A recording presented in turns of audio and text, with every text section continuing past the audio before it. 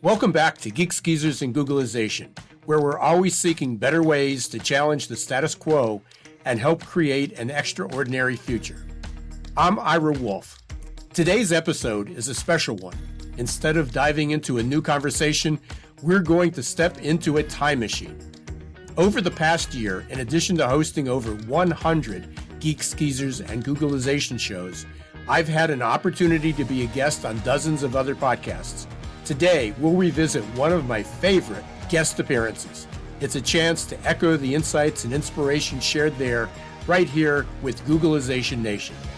I hope you'll enjoy listening as much as I did sharing my vision for the future of work.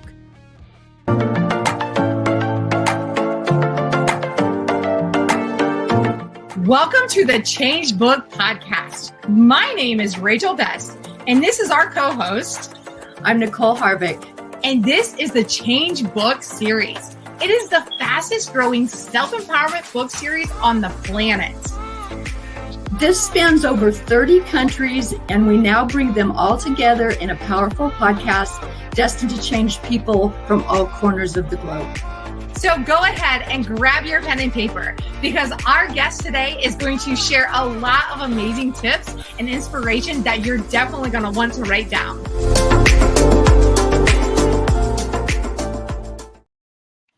Hi, everybody. I'm Nicole Harvick, and I am the co-host of the Change Book Podcast. And before we get started today, I want to wish my co-host, Rachel Best, a very happy birthday. Thank you. I appreciate that. You're welcome. It did not slip by me, so I wanted to make sure you get it out there and you get a lot of happy birthdays today. So anyway, and we have a wonderful guest today. I have talked to Ira Wolfe before. He's a man of wisdom, of knowledge, and I cannot wait to talk to him. So with that, Ira, welcome to the stage. Can you tell us a little bit about yourself? Well, hi to both of you, and happy birthday, Rachel, and happy holidays to both of you. It's wonderful to be here. It's good to see you guys and be part of this community that has evolved over the last over 2023, but over the last few months. So a little bit about me. As you can see from the background, whichever way I go here, my new company is AQ Plus, which is Adaptability Quotient Plus. Really focused on helping people become more comfortable with being uncomfortable. We're living in a world of exponential change. We call it VUCA. I call it Googleization, which is that convergence of technology, business, and people. But everybody's struggling a bit with change. I mean, the world is moving much faster, and it's more complex, and there's all these things going on. And I had a business for almost 30 years.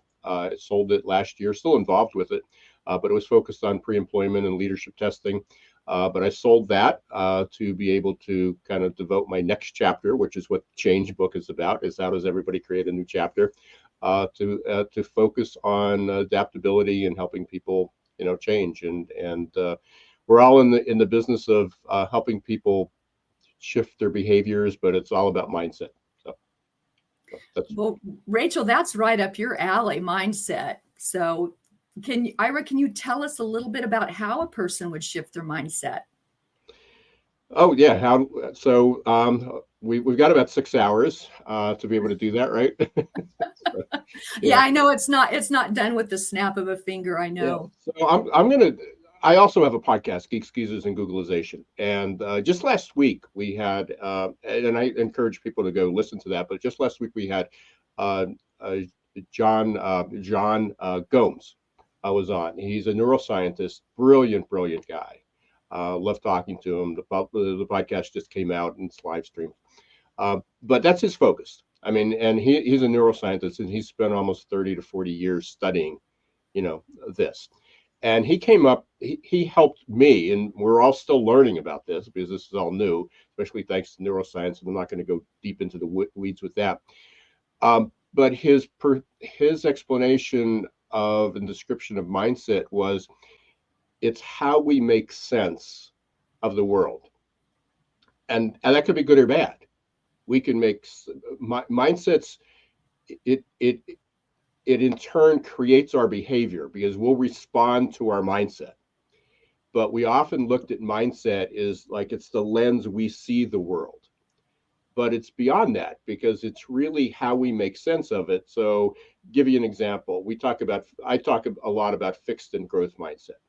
And we think it's, well, if we train people and we show them the opportunity to grow, that this is better, here's an opportunity, that they will just say, well, thank you. We're ready to make that shift. And we know that's not happening. And the reason why is, and this was John was so helpful, is that because the fixed mindset, or where we are, or the status quo, or being miserable, or grieving, or being unhappy makes sense to us. If we lost a loved one, or we got fired from a job, or we don't have enough money to put on the table, or we're unhappy with what we do, it makes sense to us that happened to us, because bad things happen to people. That's just life. We just have to learn how to cope with it. We accept this lower bar. So I love the definition of, it's a long-winded explanation, but I think it was important, is mindset is really just how we make sense of the world. And in order to help people make that shift, we have to help them see that it's better. There is a better alternative. And we have to do it in incremental steps, because we just want people to take a leap. And I work primarily with businesses. They're not patient. Business leaders and managers are not patient people to say, well, we're trying to change somebody's way of thinking. And they go, well, so do you think you can do that like in 30 days?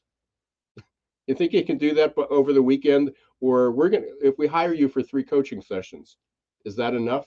And it's not. We're trying to literally rewire things going on. It's like I know sometimes she has wonky internet, so we lost her. So were you done with your thought? Yeah. Oh, absolutely. Yeah, that's awesome. I love that, Ira. That's so good. I like Nicole said, I study the brain and the mind, and I think it's so fascinating. And you're so right that it's our model of the world, right? And so whatever people think their model of the world is, and it makes sense to them, right? So that's yeah. really- Well, I think that's such an important distinction, because we again, like you, I've been talking about it's how we see the world, but I think that the important part was, but it also makes sense to them. It's not just that they see the world and you can show them another angle. Well, if you turn 90 degrees, the world looks different, and they go, oh yeah, but the other one made sense to me. right. That doesn't make sense. And to make that shift, whether it's 90 degrees or 1 degree, is people are going to have to become comfortable being uncomfortable. People, and it's scary. It is, and no one likes to fail. And if you don't have good support, I mean, it's complex, because you don't have good support systems. If you're not in the right culture,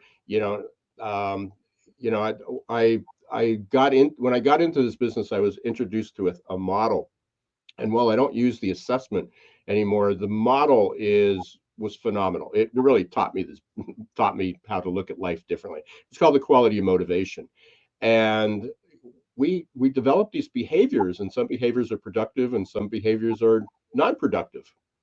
And the problem is the non-productive behaviors give us short-term benefits. We get gains from them. For example, one of them was called self-defeating behavior. So it's either, well, there were 2 sides. The productive behavior was attainment. So it's that drive to always grow, to learn, to be better, to acquire things, whether it was getting more money or getting more knowledge. But then there was also, or just exercising, being healthier. But then there was this counterproductive behavior which was called self-defeating behavior. And we're at the end of the year, and we're talking about New Year's resolutions, and it's like, hey, we're all going to be in better shape. We're going to stop doing this. We're going to do this. We're going to get a new job. We're going to be better. And the challenge with it was that the self-defeating behavior would be something like you and I go out to dinner, and or get a snack, and they had the last coffee or the last dessert. Whatever. What's your favorite pie? What's your favorite dessert? Oh, anything chocolate. Okay, so they go out and they go, You can't believe how busy we were today. We only have one more piece of that chocolate pie. And that's what the reason we went there. So although we both, I don't like chocolate, but that I would say, boy, I was really digging that. But I know you, Rachel, this is your birthday, and you deserve to have it, and you get it. And you go, you're such a good friend, and I really appreciate that. And you pat me on the back, and I feel good for a minute, and then we leave, and I go, darn, I was really hoping to get that chocolate. I could taste that pie and I didn't get it. And that's the self-defeating behavior. So there's a short-term gain we get from that, but there's a long-term negative consequences. And there's also obviously more important things. But we are hardwired with all these short-term gains from behavior. And that's the world that makes sense to us because we can get immediate gratification from somebody telling us what a nice person we are. Or if we lose something, one of the other ones was one of the other non-productive behaviors, counterproductive, not non-productive, but counterproductive behaviors, was self-sabotage. And it's like, oh, I can't believe I lost my phone, or I lost my wallet again. I left it someplace. And people say, oh, that's okay, we'll help you, get it back. And boy, and i can't I can't tell you how many times I've lost my phone, or I left my wallet someplace. The world's just so busy. That's okay. And people come to your rescue. They don't come to your rescue when you're succeeding. In fact, some people are jealous, but they love the fact that, and unfortunately, misery loves company. And and how I got into this, and it wasn't from, I'm not a counselor, I'm not a personal psychologist. I probably work with business. But we got in there and we would recognize like company cultures that were, the moment you walked in, you can feel that it was toxic. And there would be clicks, and we worked with this call center, and they would bring in, they had huge turnover. When I say huge, I mean, we're talking, they only had 30 seats and they hired 500 people a year. I mean, they didn't even get through they had 5 days of training and they didn't even show up for the first day of work. So it was terrible. But there were 7 people. We called them the Magnificent Seven. And soon as somebody would come in, they would take bets on how long that person would last. And if they didn't like somebody, they drove them out. And they would literally prove that no one could do the job as well as they could. And go, but the problem was the owners wanted to clone those 7 people. They wanted more like them. And we told them, that's the reason you don't hire anybody. And they go, but they're the top performers. And they said, they're only top performers because they drive everybody else away and you have a miserable client. What if you isolated them, put them on this pedestal in another room or in another row, and then you just dealt with the other 23 people?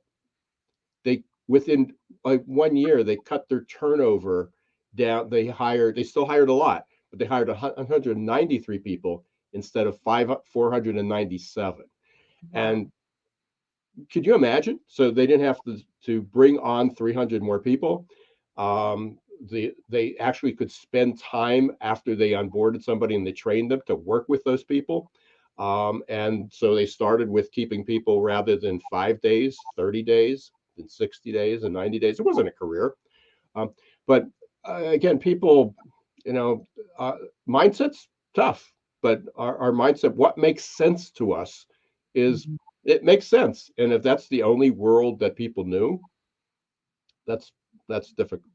That's a challenge. So what I liked about the book, getting back to the change book, and the community, that's my perspective. I mean, I'm probably one of the few that focuses mostly on the business environment and business people. But we had authors, like you. I mean, you're talking about empowerment. I mean, that's not my niche. Mine is about adaptability. Mine is about helping people with change. And now from leaders, they have to help people empower other people. People have to feel empowered and able to do this. And I'm doing it through the lens of adaptability. So we talk a lot about grit and resilience and growth mindset. but also about the company culture. You have to create a good environment in order for that to happen. But there's a lot of people just dealing with individuals. There, we have co-authors that are talking about the grieving process. I have a good friend. He just lost his wife. They were married for almost 60 years. He's in his 80s. He's still. I'll tell you, he was super active and vibrant.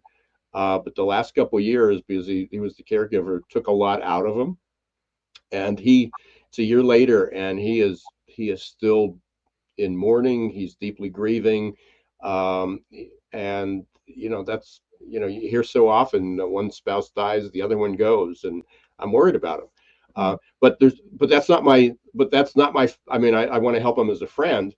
But there was a couple of authors that wrote about grieving process. There were people that had lost limbs. Their a health condition changed things. I mean, everything that people can relate to on an everyday basis, because you don't have to look far, and somebody has a story that has deeply affected them, whether it's a friend or whether it's their family.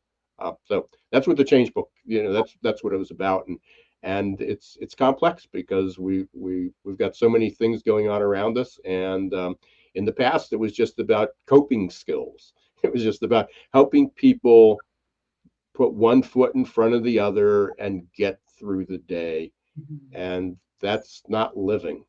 That's literally just breathing. So, and again, in business, in fact, I'm writing an article this week. I have a newsletter on this stuff on neuroscience, and that's what I was talking about, was the difference between coping, being satisfied, and then in the workplace being engaged and thriving.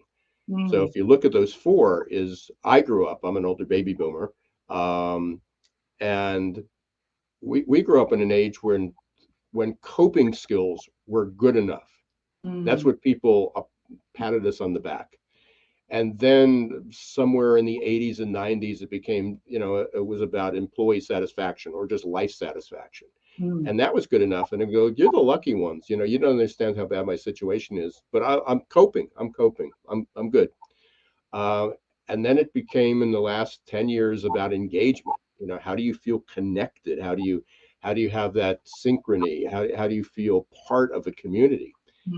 And everybody says, oh, that's what we're striving for, but we're not. We're really striving for thriving. Yeah, and just one instance, and I did a little bit of a test with this. I've had about 1,000 people download the book. Okay. And I set up a campaign, and I worked. It was an interesting process because Facebook was not my audience. I was on Facebook, but it wasn't for business. It wasn't my target audience. So I really hadn't used it before. And I ran a couple ads. And one of them was about helping people become more engaged. One of them was about help. I can't remember. Career. Are you feeling stuck in your career and you want to change? But the headline that stuck, the one that I have a 70%, and I'm not. This isn't hyperbole. If anybody doesn't believe me, I'll send them the stat. I have a 73 to 74% conversion rate on my ads. Now, typically, if you can get 20, it's good. 74%. The headline, feeling stuck. People feel stuck in their lives. But if you talk to people, and if I talk to you and I tell you how horrible my life is and how stuck I am and what's happening with my kids and my family and my employer, and they go, I got the same thing going on in my life. And you go, but we're getting through it. And it's all of a sudden, it's like, okay, that makes sense. It's not just me. Life is just hard. And I guess I should be happy with the way it is. Which is the opposite of empowerment, by the way. But yeah, so that's where we are. And that's where, it was totally took me out of talking about being uncomfortable. Totally took me out of the game when Jim and first, when I had first conversation, it's like, yeah, I get it, but I'm not in the first personal development space. I mean, I am, but I do it through business. I'm not really in that space. It's not a good fit. But I also recognize that a lot of people are struggling, and that adaptability isn't exclusive. It's not only people in business have to adapt. We Mhm. all need to Mhm. adapt. We all need to do things differently. And I was happy to share my story with it, because I was in, I had a super successful career, um, that I was that I didn't. I hated to go to work. I mean, I hated Sundays because it was a day from Monday. Mhm. I found every distraction in the world. I was playing golf 6 days a week. I we traveled a little bit. I had a home near a golf course. I mean, we had a home by the beach. I mean, and it looked great on paper. Mhm. It was great on paper, but I was coping. Mhm. And as soon as I made a huge decision to give up my profession, and people would say, "Well, what are you going to do for a living? What do you know?" And it's like, I'm going to live. Mhm. And I did. And I started another business, and it became successful, and I sold that business, and now I'm doing this. So it is possible. So that was my story. It's not going to be for everybody, but there's 22 other great stories in our version, our 19th edition. Mhm. Yeah, And I it's have. a vibrant community. Sorry, I'm doing all the talking here, Rachel. No, you're great. You're great. This is good. So, when you created this business, did you just decide like that because of all the knowledge and all the things, like what was like, how did you know to start this business? Well, I guess which is this business. So let me take you back, and I'll share a little bit of the story if people want to read it. So my first career, and I started this in fifth grade. I talked about this in my TED talk, that when my fifth grade teacher said, "What do you want to be when you grow up?" And I'm a W, as my last name's Wolf.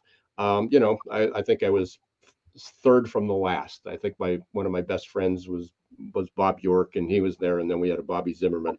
Um, so I was next, almost at the end. So I got to hear all these great stories, and I stood up and said, "I want to be a dentist."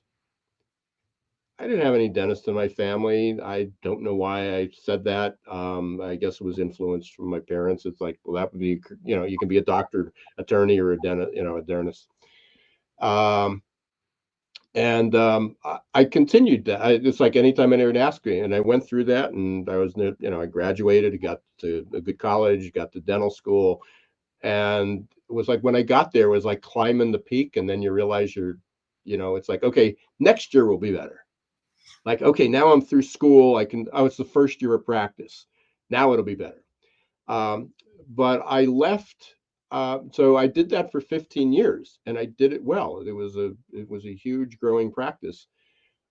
Um, I loved everything. As I said in the TED Talk, I loved everything about dentistry, but but dentistry. So how did I make the move?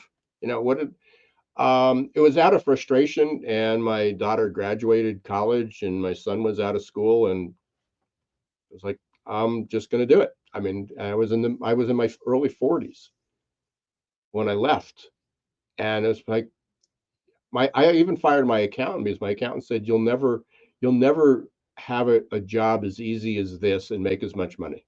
And I go, you're fired. you, I need your support of how to help me do it. How Advise me what I need to do to help make the change financially. But and I started this other business, and people said, "What did you know about it?" Well, I always loved the leadership. I loved managing people. I loved the customer service. I loved working with people. I loved the marketing. I loved running the business, and I missed the people. We had a great team. I haven't practiced in 28 years, and I still get Christmas cards from my staff that hasn't been under my employment for 35 years. Some of them haven't worked for me since 1989, 1990, the Wow. early 90s. They still keep in touch with me. Um, Patients still keep in touch, and they go, "Oh, we still miss you." I mean, it's like multi generations away from when I did it.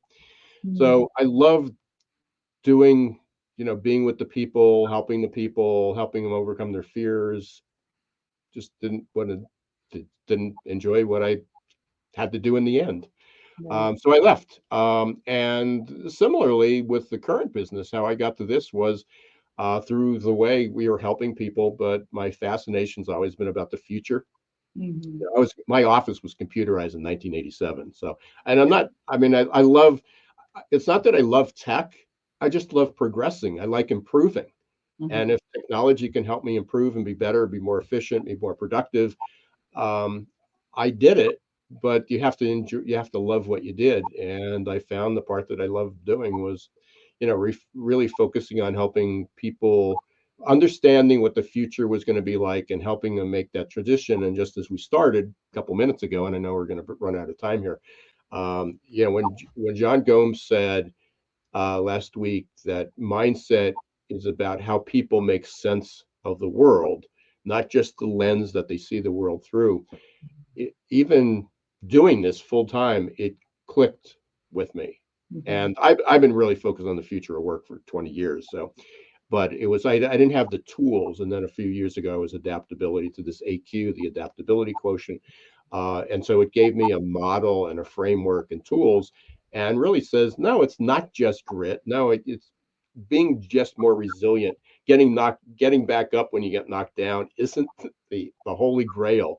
It's not the end all and be all. It's not enough because you got to move forward. Mhm. And more importantly is sometimes you have to shift direction. So how do you shift direction? Well, you need grit. You do need grit. You need resilience, but you need a growth mindset. You need an open mindset. But even that's not enough because we have to unlearn our old behaviors.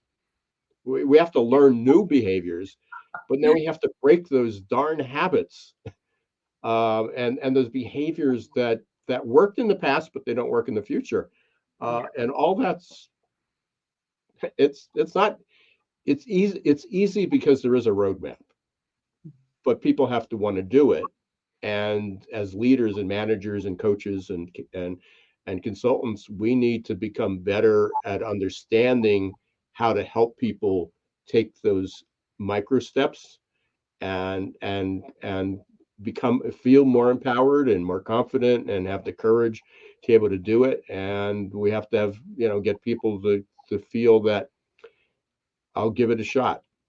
Mhm. Otherwise, I mean, we have this great divide between people that are progressing and people that are falling behind, and there's a lot of people struggling, and it's not only in their jobs, but I mean, we have a loneliness epidemic, Mhm. we have depression, we have people resorting to drugs and alcohol. There's a lot of people to be helped, and that gap is widening. So I'm excited to be part of this community. And I don't personally have all the answers. Again, my focus is mostly on people, in business, and I certainly can work with individuals. But there's so many different. Life is hard, but there's help, and I think the book is just a great group of people that we would have never met.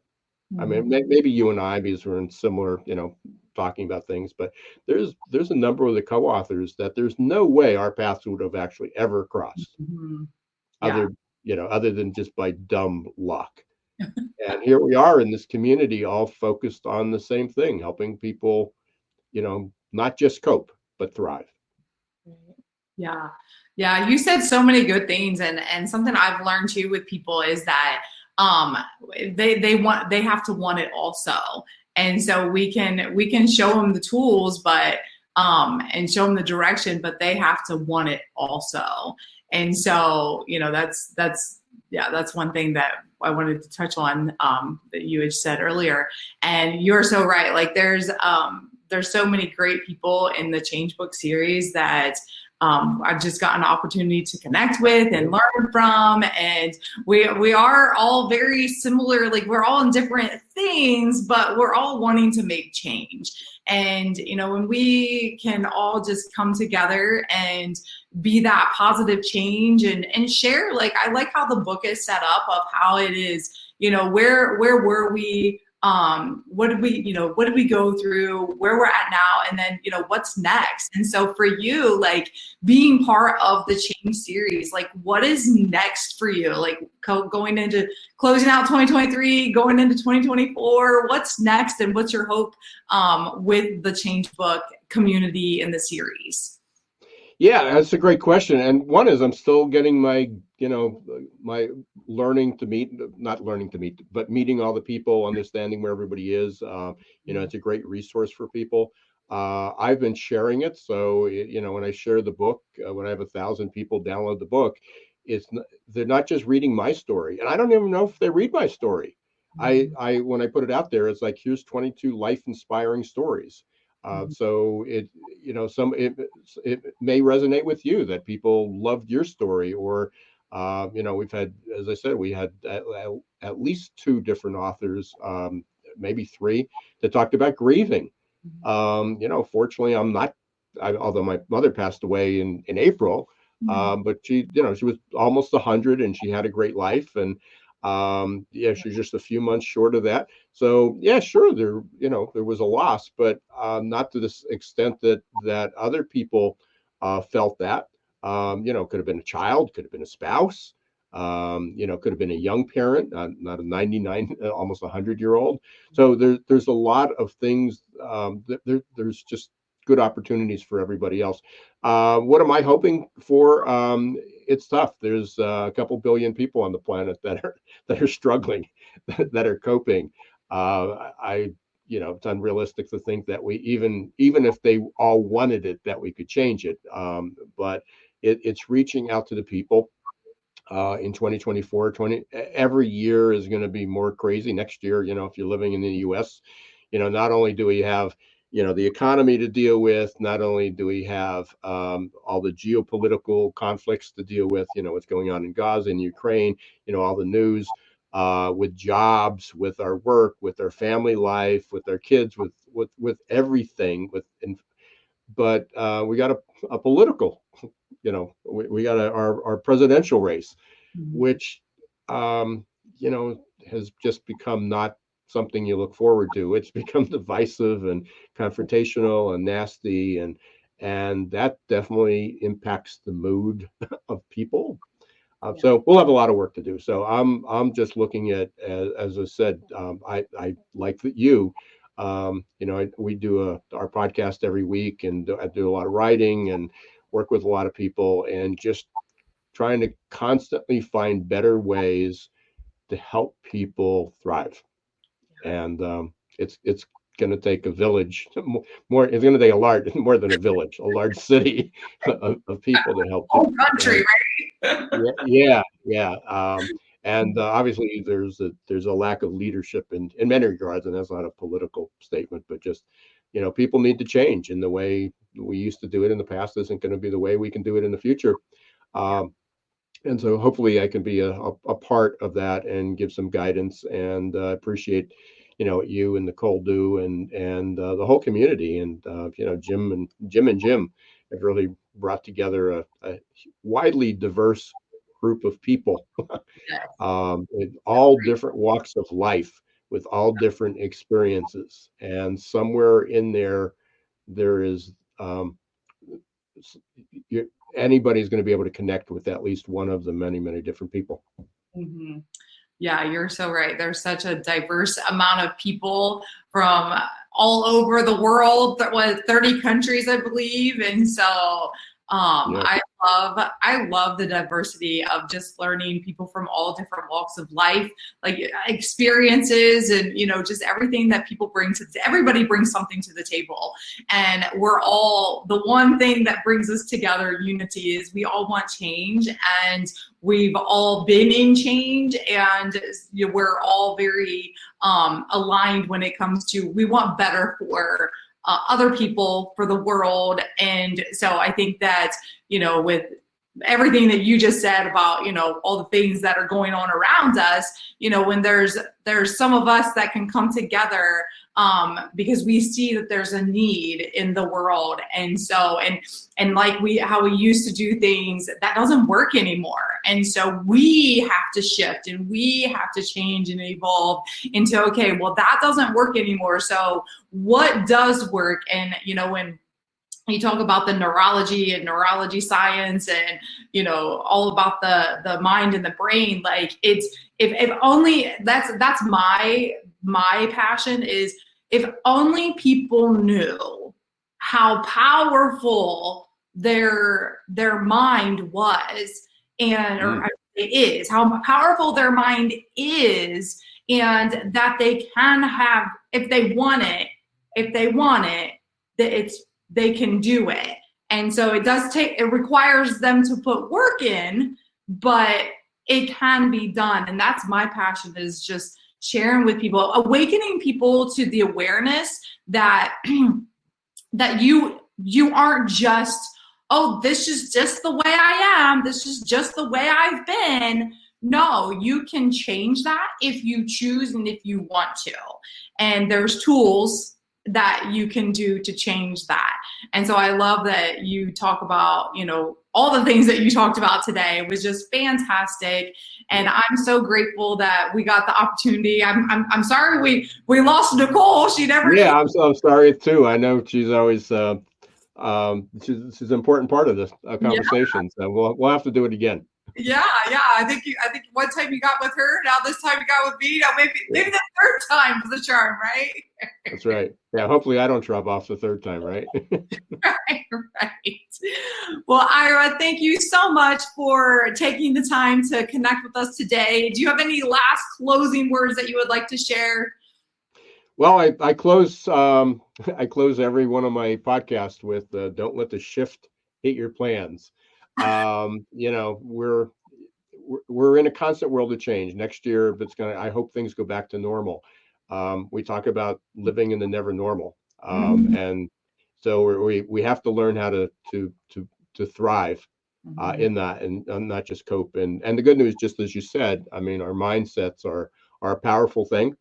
And I mean, just a little tweak. When you said is that, well, that's just me. Mm-hmm. Yeah, it is you. We're not changing you. We're changing how you respond to the environment. You'll be a better you if you respond differently to the environment. Mm-hmm. It's not about changing you. So we're the only ways you can do that. I say it facetiously, with drugs. Drugs and really deep therapy. And that's not what any of us are doing. We're just helping people, trying to look at the world a little different, make sense of it, and be happy. Yeah. Amen to that. Well, thank you so much again. I appreciate you taking your time. And my pleasure. Until next time, we will see you all later. And happy birthday and happy holidays, everyone. Thank you. Yes, happy holidays. Thank you, everyone, for joining us today. I'm Nicole Harvick, and this is my co-host, Rachel Best. And we look forward to seeing you again next time. Thanks for watching Geeks, Geezers, and Googleization. Be sure to listen to the podcast and follow us on YouTube.